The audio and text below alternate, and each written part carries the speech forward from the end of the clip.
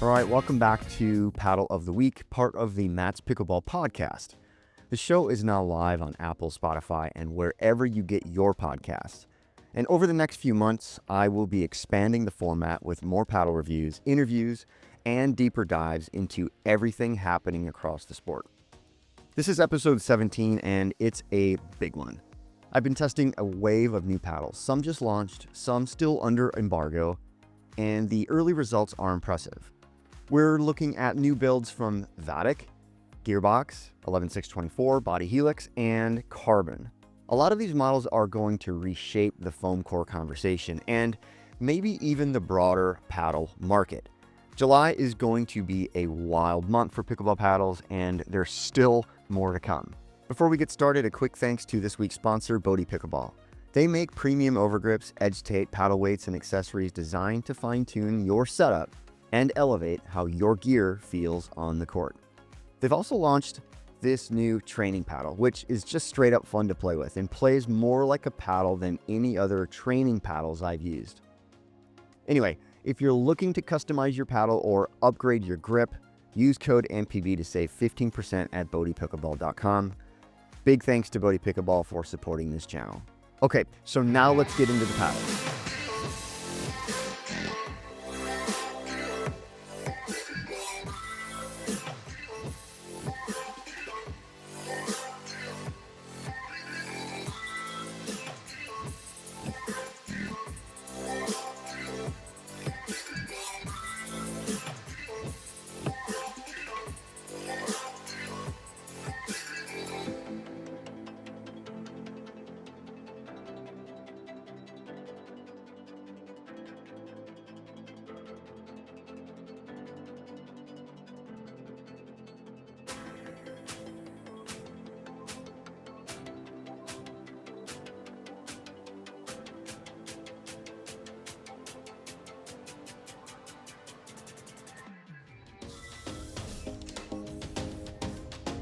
First up, this one's a bit different. It's not on shelves yet, and I can't share full details until July 23rd, but I've been hitting with the newest member of the TruFoam Genesis line, and it's already making an impression.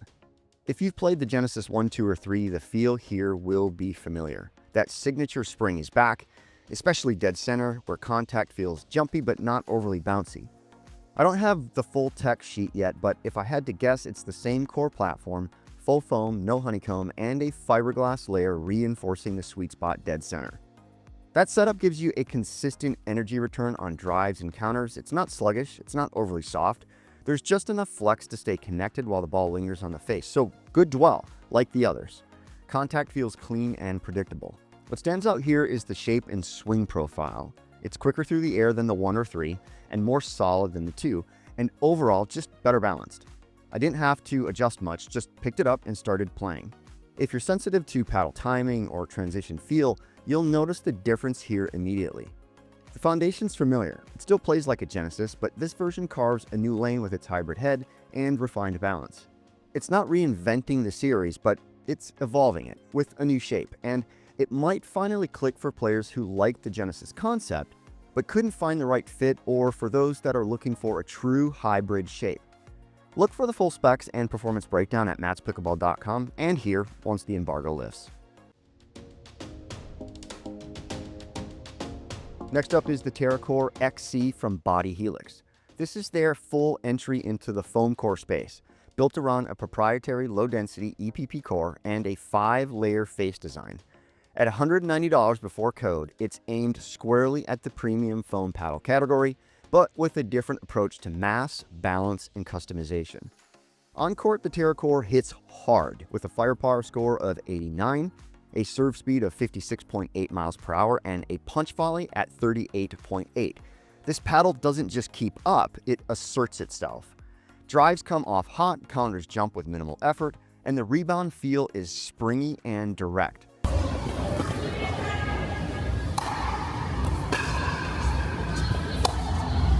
But that power takes some dialing in. I brought it to a high-level 5-0 game with guys who just hit hard, and even they needed time to adjust, or maybe it was adjusting to me because I probably shouldn't have been there. Anyway, once they did adjust, the feedback was unanimous. The power and pop are borderline wild. Honestly, I don't know how this one passed PB-Core, especially when Grooven's original move-in foam paddle initially struggled. Either way, this thing unloads. The feel is firm but not rigid. I wouldn't call it stiff. It has a bit of dwell, and the EPP foam underlayer softens the hit just enough. Contact near the sweet spot feels crisp, and the paddle recovers fast. Forgiveness is where it falls short. With a twist weight of just 6.1, off-center contact isn't kind. You'll feel mishits, especially on wide counters or off-balance resets. But like any low twist weight paddle, that's something you can address. I added tungsten and immediately saw a jump in stability and forgiveness. If you know how to tune your setup, this one responds well to the added mass. Spin clocks in at 2,170 RPM, respectable, but not elite. You'll get enough grip to shape the ball, but this isn't built to max out RPM. Here's how the spec sheet shakes out. Static weight is 7.92 ounces, swing weight is 115.4, and balance point is 24.5 centimeters. It's 16.5 inches long by 7.5 inches wide, so it's an elongated build with a 5.25-inch handle, raw Toray T700 carbon layers, one fiberglass layer reinforcement at the sweet spot, so dead center just like the carbons, and a solid polyurethane handle core. Surface finish is coarse peel ply, and thickness comes in at 16 millimeters. Bodhi Helix says their foam is 25% lower in density than standard EPP. The idea is to absorb more on impact and release quicker, and give players more room to customize with tape and tungsten, and release this paddle does. Their weight target was right around 8 ounces, and they hit it. Now about the warranty. As of this recording, I haven't seen a formal policy listed for the TerraCore XC. Bodhi Helix paddles have typically come with just a 90-day warranty, which is bottom of the barrel in this price range. Chris flagged this too. So until they confirm otherwise, it's the one clear concern that I have. Next up is the Alpha Pro Power Series from 11.624 Pickleball, and I've now got a couple dozen games on both the Hurache-X and the Vapor shapes, and my initial take has definitely shifted. These paddles started off pretty stiff, noticeably firmer and less plush than the original power line, but they're starting to soften up. Contact feels more settled now, especially in resets and mid-court exchanges.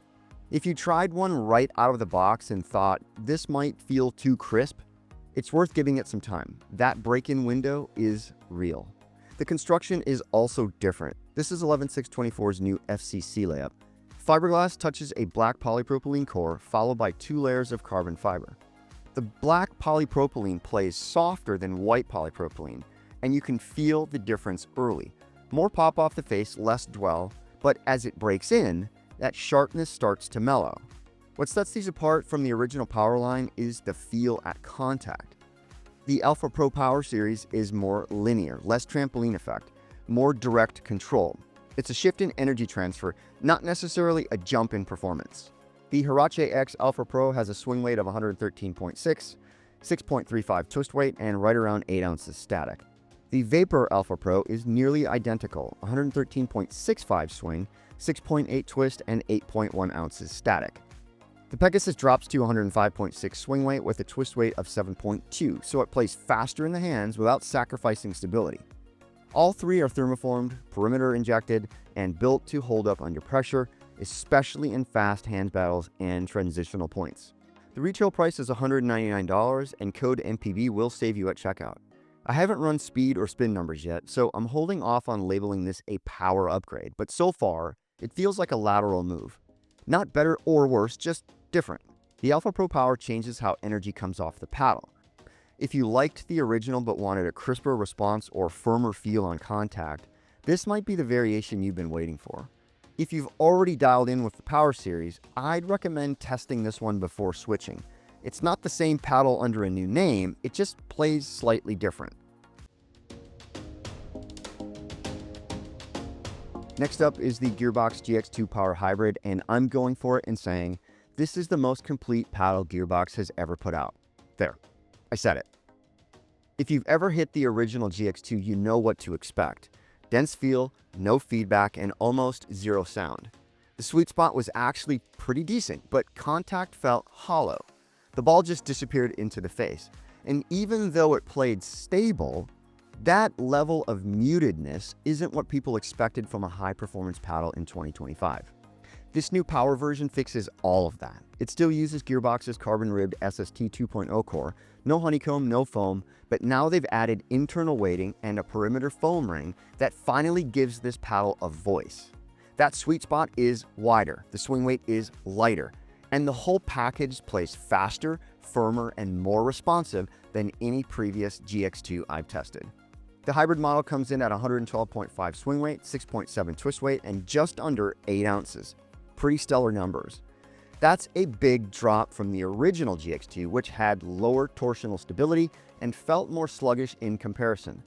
This one moves, it holds up in hands battles, and it doesn't need tape just to feel playable.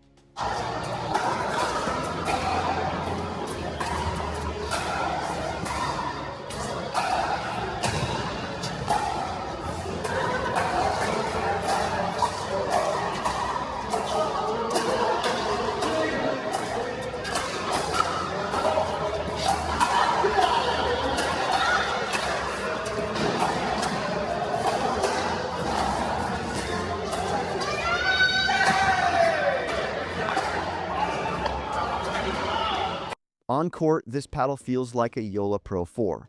Same crisp sound, same direct feedback, same controlled power. But this time, it's coming from a Gearbox. And yes, it's thermoformed. Just built on Gearbox's own internal structure and not a honeycomb core. That's what makes this release such a shift. You get modern output and paddle response without giving up that signature GX2 stability.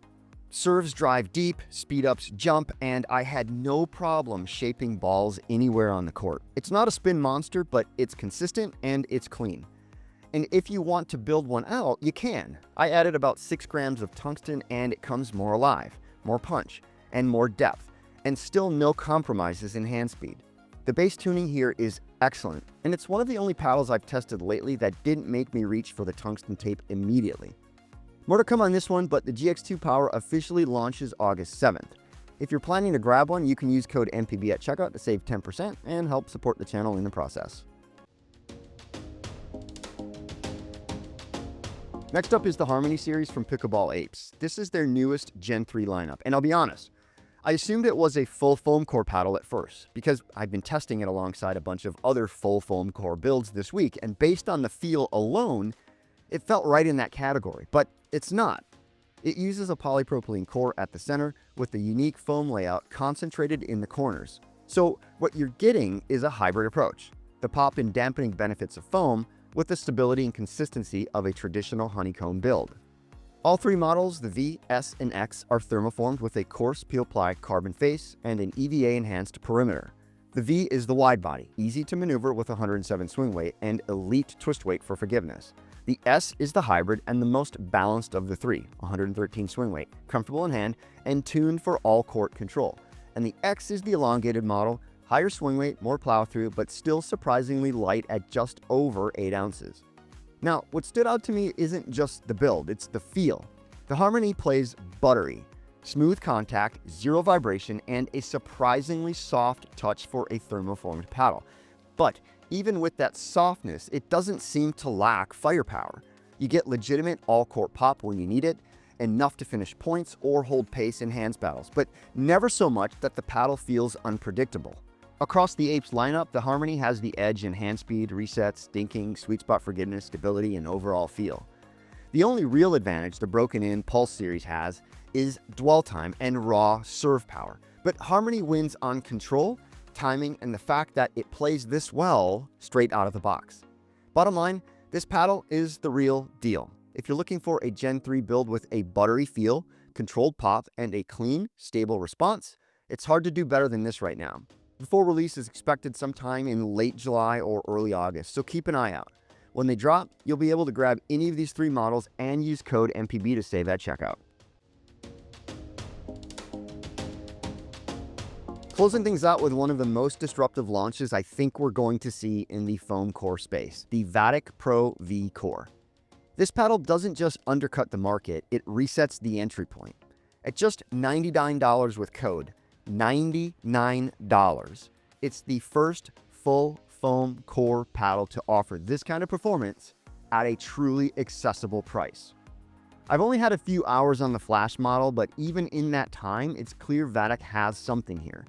The V-Core plays fast, it hits hard, and it holds up well during speed-ups and pressure points, even against paddles twice the price.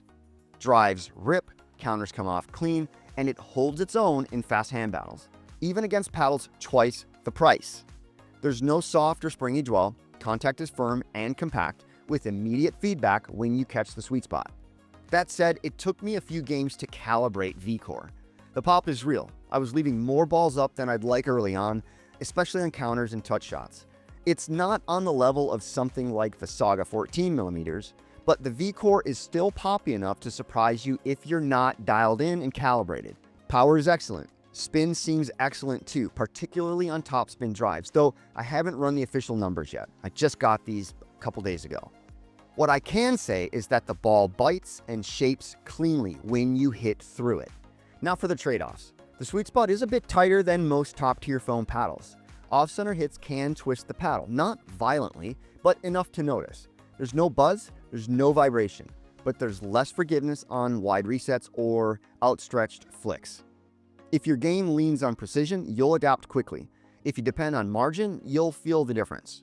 If you want stability, look at the Bloom. If you want reach and mass, the V7 long handle is the most aggressive build. And if you want something in between, look at the Flash. So here's the kicker.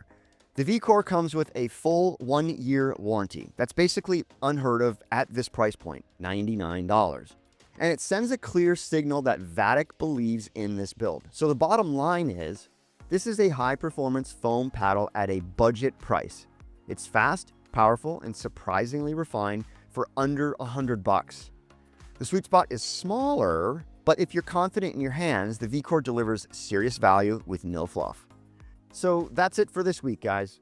But no official paddle of the week this time. Not because there's nothing good here, but because the timing's a little tricky.